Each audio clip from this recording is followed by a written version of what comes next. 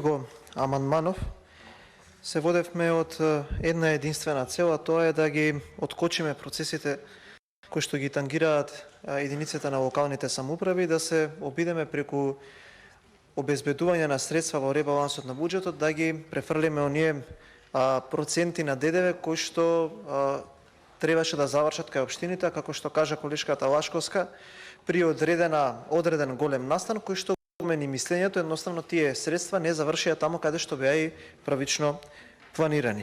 За волја на вистината имаше 3 закони кои што го уредуваат, односно треба да помогнат во работењето на единиците на локални самоуправи. Тоа беше овој законот за финансирање на единиците на локални самоуправи, законот за локални патишта и законот за репрограмирање на долгови на јавни предпријатија. Едниот беше повлечен, додека другите два беа оставени во процедура.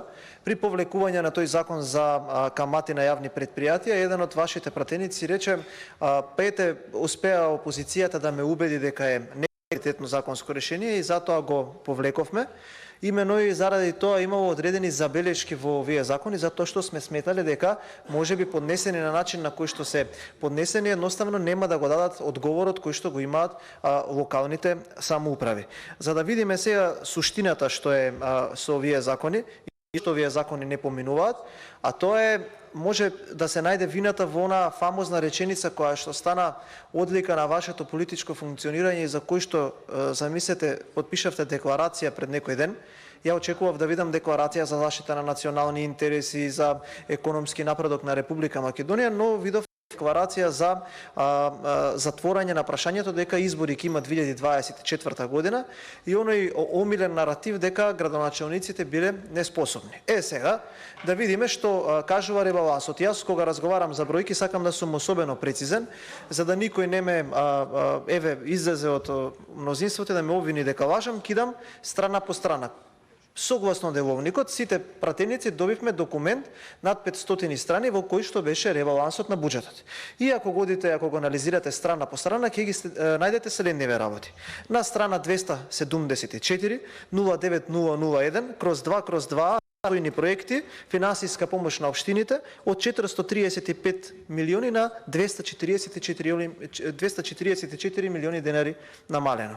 Ставка 279 во оној документ кој што го имаме сите.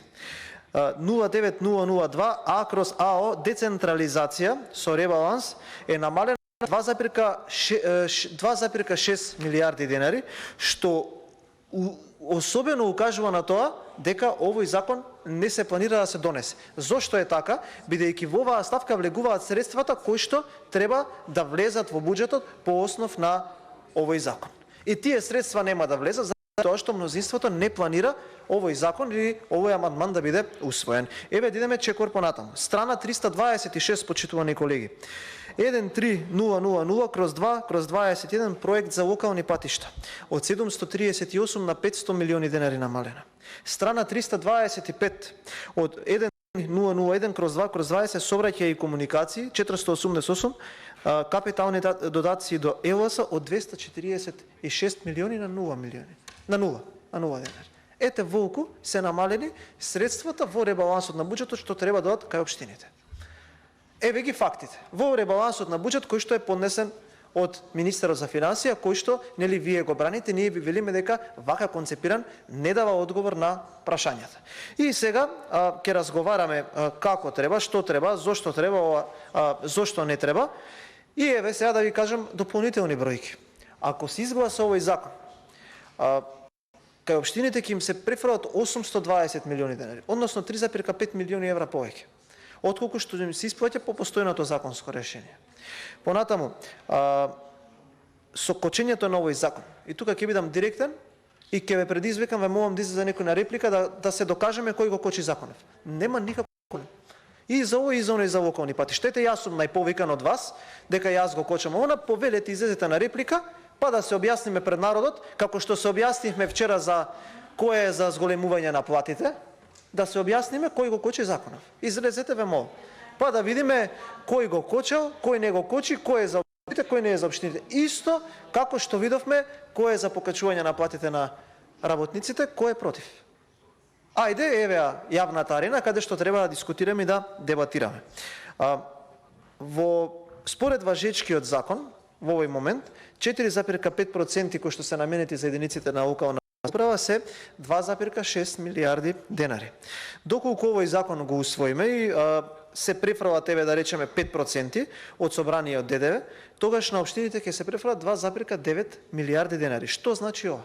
Ова значи дека Талат Џафери, на седницата на која што е стаен овој закон, со нејзините 17 продолженија, планира на општините да им земе околу 5 милиони евра годишно. Ете толку. Прецизни пресметки, ако сакате ќе идеме по ставки и ќе ви докажам колку по овој основ и само по овој закон. За локални патишта нема да разговарам. Сега да ви кажем една работа, затоа што знам на што ќе алудирате. Нема никаква врска с големувањето на платите на вработените во институциите или во самата општина во единицата на локална самоуправа. Нема никаква врска. Има. Денеска Данела Арсовска објави 2800 денари линеарно. Сега ќе ја следат. Да, прашајте го Петер Шилегов колку пари дужи Данела. 160 милиони евра. Толку пари и остави Петер Шилегов. Ве молам да се почитуваме, да не влегуваме во двор. Мислам дека треба бидете јасни. Вака кажете им на граѓаните. Ние сметаме дека како влада не треба да им помогнеме на општините, ниту за струја, ниту да го освоиме законот за локални патишта, ниту овој за ДДВ. Сметаме дека не треба да им се помага, нека прават ребаланс да плаќаат струјата. Во овој момент платите на работниците не се приоритет. Тоа ќе биде честна позиција од ваша страна. Ние вака сметаме. Еве ќе ви кажам отворено. Зошто платите на работниците се приоритет? И зошто го направи Арсовска тоа што го направи и зошто ќе ја следат и други примери? Заради тоа што инфлацијата расте, затоа што парите ја губат вредност и треба да им се помогне на граѓаните. Дали има пари во буџетите? Да, има пари. Каков е одговорот, каде се парите? Ако не се краде, пари ќе се најдат. Ако не се краде, пари ќе се најдат. И многу едноставно тоа. И не знам зашто толку се тревожите. И ние кога бараме да се усвојат овие закони, јас не барам тука да се усвои за Ѓорче Петров од каде што сум јас, или за град Скопје, или за Охрид, или за Куманово, или за да не ги редам сега градовите, туку и за Струмица. Туку и за Валандово, заради тоа што, почитувани колеги, указите, односно заклучоците кои што се усвоени на ЗЕОС ги глаша и Перо Костадинов. Перо Костадинов е заменик председател на вашата партија. Еве извадете последните седници на ЗЕОС, заклучоците на управниот одбор, какви се, дали се во корелација со вашите партиски ставови, и извадете една одлука каде што нема гласа на Перо Костадинов. И тука не сакам да го искритикувам човекот. Тука сакам еве и јавно да го пофалам. Затоа што ние кога зборуваме за општини, ние не зборуваме само за оние 50-тина каде што ВМРО, ДПМН и коалицијата има можност да ги управува, туку збориме за сите подеднакво. И затоа го поднесовме овој амандман. Што најавивме, честно беше, ние имаме поднесено закони во скратена постапка или одредени закони кои што се во постапка, кои што треба да помогнат одредени категории на луѓе. Ако не успееме до отварање на расправата за ребаланс на буџетот, да ги решиме или да најдеме начин тие да се решат, ќе интервенираме амандмански. Јас слушнав министерот Фатмир Бесими дека до крајот на годината се планира уште еден ребаланс. Ова не е измислено од мене, министерот го каже. Ако не успееме да го најдеме решението за овие закони, за законите кои што ги предлагаме, а кои што ги има повеќе, ние ќе интервенираме амандмански во тој ребаланс. И тука сакам да укажам на едно внимание од сите оние кои што учествуваат во расправата, дали се членови, заменици или обични пратеници. Внимавајте што кажувате. Тука сакам да бидам сватен за сите подеднакво, вклучувајќи ми и мене.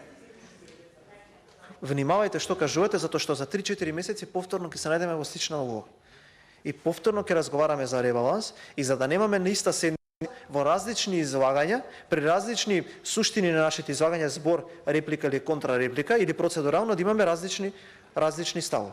Да се договориме за што сме. И затоа ве уверувам дека прифаќањето на овој амандман или откочувањето на овој закон е единственото правилно решение. Да им помогнеме на сите општини. Затоа што успешноста на општините во овој момент може да се провери на многу едноставен начин.